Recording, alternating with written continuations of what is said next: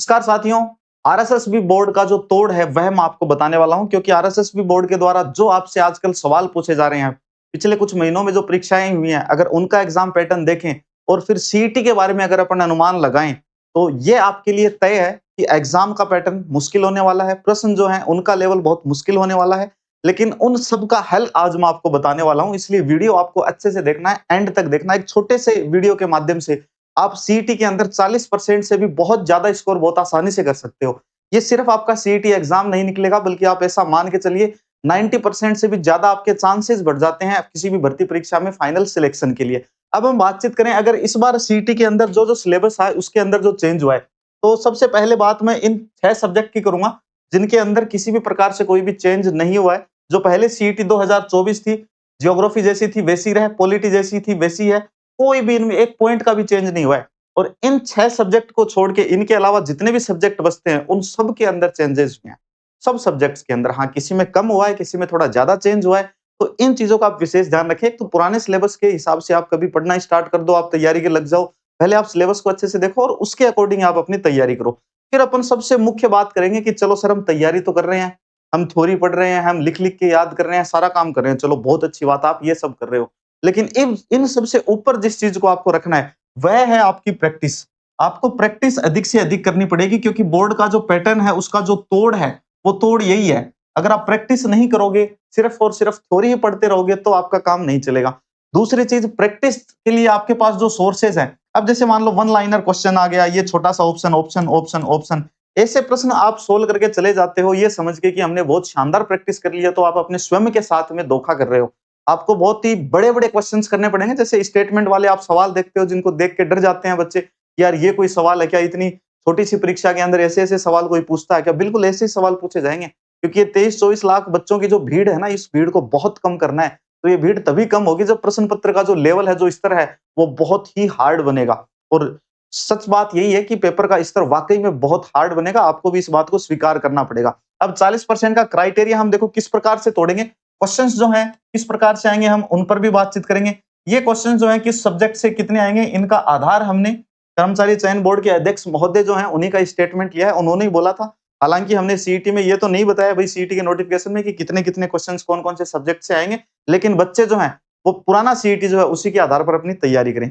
तो पुराना सीईटी जो एग्जाम हुआ था उसके अनुसार देखें तो राजस्थान हिस्ट्री के आपके 8 प्रश्न आने की संभावना, आर्ट एंड कल्चर के 9 प्रश्न, ये सारी संख्या जो है आप प्रश्नों की देख सकते हो। एक बार स्क्रीनशॉट जरूर ले लो, क्योंकि सबसे ज्यादा महत्वपूर्ण आपकी तैयारी के दौरान यही आपके लिए रहने वाले हैं। इसमें 2-3 सब्जेक्ट ऐसे हैं जिनसे राजस्थान के अधिकांश विद्यार्थी घबराते हैं। जैसे एक तो आपका इंग्लिश, ये रहा इंग्लिश।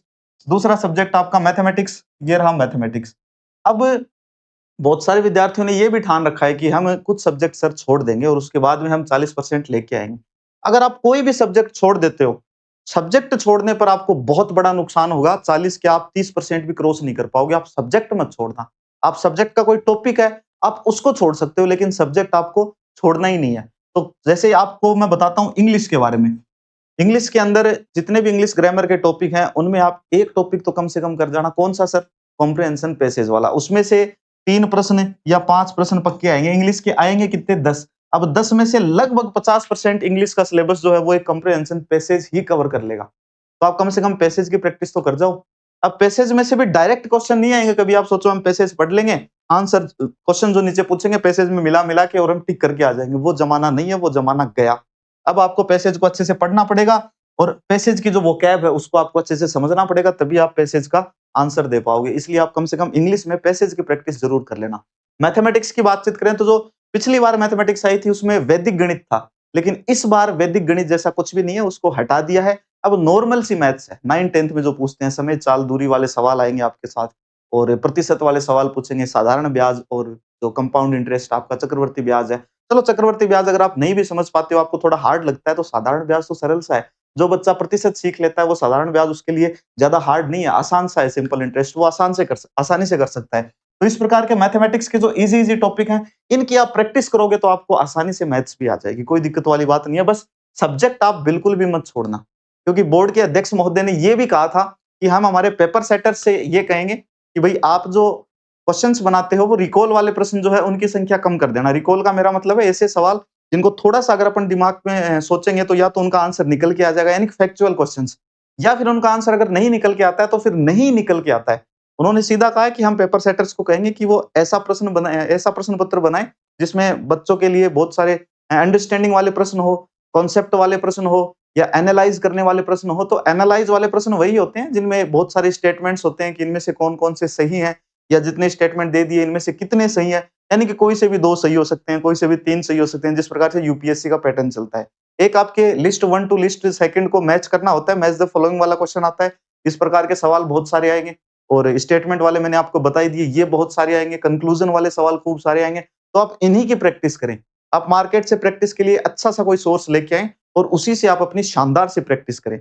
इन सब बातों का आपको विशेष ध्यान रखना है। जैसे राजस्थान हिस्ट्री 8 प्रश्न आएँगे, आर्ट एंड कल्चर के 9 आएँगे, 5 प्रश्न इंडियन ज्योग्राफी से आएँगे, लेकिन राजस्थान ज्योग्राफी से 8 प्रश्न आएँगे। देखो कुल मिला के देखें तो राजस्थान का जो पोर्शन है उसको आपको बहुत शानदार से स्ट्रॉन्ग करना है। आप राजस्थान का पोर्शन जो है उसको स्ट्रॉन्ग कर लो। लैंग्वेज में अगर आपको इंग्लिश नहीं आती तो आप हिंदी वाला जो पोर्शन है इसको अच्छे से स्ट्रॉन्ग करो। और राजस्थान पुलिस की जो मेरे साथी तैयारी कर रहे हैं उनको मैं पहले ही बता देता हूँ, कंप्यूटर पे बहुत ज्यादा फोकस कर लेना, क्योंकि राजस्थान पुलिस के अंदर कंप्यूटर का अच्छा खासा वेटेज है और कंप्यूटर का वेटेज यहाँ पर आपकी सीईटी एग्जाम में भी अच्छा खासा है, तो दोनों की तैयारी आपकी साथ में हो जाएगी।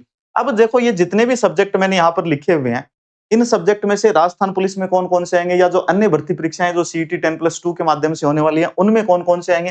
राजस्थान हिस्ट्री सब में आता है, art and culture, Indian geography, Rajasthan geography. देखो इनके अलावा राजस्थान पुलिस में एक इंडियन हिस्ट्री से सवाल भी आते हैं, लेकिन इंडियन हिस्ट्री से सवाल इतने नहीं आते कि आपको पूरी की पूरी इंडियन हिस्ट्री पढ़नी पड़े। तो इसके लिए आप इंडियन हिस्ट्री को स्किप भी कर सकते हैं। अगर आपने सीईटी की अच्छी तैयारी की है और राजस्थान पुलिस की नौकरी पाना चाहते हैं, आप इसको स्किप कर सकते हैं, कोई ज़रूरी नहीं। लेकिन ये पोर्शन जो है इस पे आपकी अच्छी कमांड होनी चाहिए।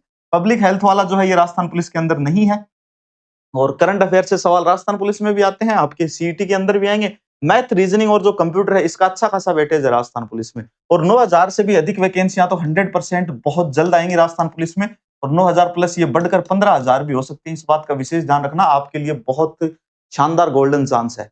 शानदार तैयारी करनी है, जबरदस्त तैयारी करनी है। करंट अफेयर के ऑलरेडी वीडियो अपने चैनल के ऊपर आपके लिए उपलब्ध हैं, तो आप वहां से करंट अफेयर की तैयारी कर सकते हैं और भी मैं धीरे-धीरे आपके लिए अच्छे-अच्छे करंट अफेयर्स के वीडियो भी लेके आऊँगा। आपको अच्छी-अच्छी क्वेश्चंस की प्रैक्टिस जो है, वो भी अपन नियमित रूप से किया करेंगे।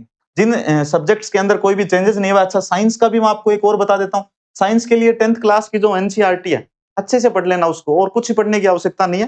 साइंस की एनसीईआरटी अच्छे से पढ़ लो। एनसीईआरटी सिर्फ एनसीईआरटी से भी काम नहीं चलेगा, आपको फिर प्रैक्टिस करनी पड़ेगी साइंस के क्वेश्चंस की।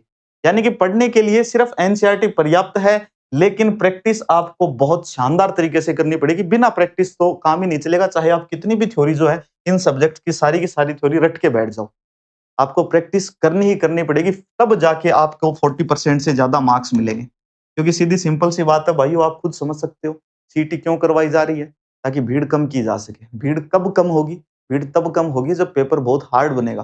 दूसरी बात, इसमें नेगेटिव मार्किंग भी है, इसका भी विशेष ध्यान रखना है अपने को कि अब अपन तुक्के मार के नहीं आ सकते, सवाल गलत हो गया तो माइनस में चले जाएँगे और माइनस में क्या 40% नहीं आए, 39% आएगा तो भी अपना ही नुकसान है उसमें। इसलिए इन बातों का ध्यान रखना है, नेगेटिव मार्किंग है। इस परीक्षा को हल्के में लेने की गलती बिल्कुल मत कर देना, मैं पहले ही बता रहा हूँ आपको। एलडीसी की भी बढ़िया वैकेंसी आने वाली है, सीईटी के अनुसार। राजस्थान पुलिस की शानदार वैकेंसी आने वाली है। आबकारी विभाग के अंदर जमादार ग्रेड सेकंड बहुत सारे पद खाली पड़े हैं और बहुत जबरदस्त वैकेंसी आएगी, एक नंबर की वैकेंसी आएगी, वर्दी वाली नौकरी है वो भी। तो जो वर्दी का शौकीन है, वह सारा का सारा ध्यान रखो, राजस्थान पुलिस और जमादार ग्रेड सेकंड जबरदस्त वैकेंसी है। इसलिए सीईटी की तैयारी बिल्कुल भी लाइटली ना लो और शानदार सी सीईटी की तैयारी करो। कमेंट सेक्शन में बताओ थारा कोई भी समस्या है तो। वीडियो अच्छो लगी, इन्फॉर्मेशन अच्छी लगी, चैनल ने सब्सक्राइब जरूर करो। जल्दी मिलांगा आपा अपने नेक्स्ट वीडियो के साथ में, तब तक के लिए धन्यवाद।